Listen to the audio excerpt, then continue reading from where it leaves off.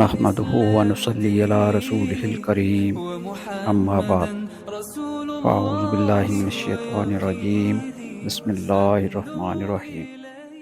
کیا آپ جانتے ہیں کہ نبی کریم صلی اللہ علیہ وآلہ وسلم نے ہمیں سونے سے پہلے ایک ایسا عمل سکھایا ہے جو نہ صرف ہماری حفاظت کرتا ہے بلکہ شرک سے پاک ہونے کا اعلان بھی ہے۔ یہ ایک مختصر اور طاقتور سنت ہے جسے ہم اپنی روزمرہ زندگی میں شامل کر کے بے شمار برکتیں حاصل کر سکتے ہیں۔ آئیے جانتے ہیں کہ یہ عمل کیا ہے اور اس کا ہماری زندگی پر کیا اثر پڑتا ہے۔ حضرت فروا بن نوفل رحم اللہ اپنے والد سے روایت کرتے ہیں کہ انہوں نے عرض کیا، اللہ کے رسول، مجھے کوئی ایسی چیز سکھائیں کہ جب میں بستر پر لیٹوں تو اسے پڑھ لیا کروں۔ آپ صلی اللہ علیہ وسلم نے فرمایا، سورہ الکافرون پڑھا کرو، کیونکہ وہ شرک سے برات اور توحید کا اعلان ہے۔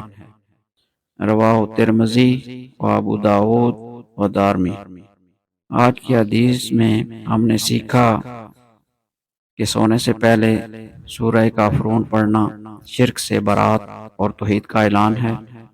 یہ عمل نبی کریم صلی اللہ علیہ وآلہ وسلم کی سنت ہے جسے اپنانا ہماری زندگی میں برکت کا باعث بن سکتا ہے اور توحید کا پیغام ہماری زندگی کے ہر لمحے میں شامل ہونا چاہیے، حتیٰ کہ سونے سے پہلے بھی۔ آخر میں دعا ہے کہ اے اللہ، ہمیں اپنی توحید کو دل و جان سے اپنانے اور شرک سے مکمل طور پر بچنے کی توفیق عطا فرما۔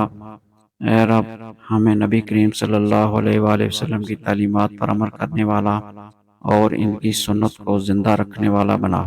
آمین۔ اللہ تعالی ہمیں دین کی صحیح سمجھ عطا فرمائے اور عمل کی توفیق دے۔ آمین۔ وآخر دعوانا ان الحمد للہ رب العالمین۔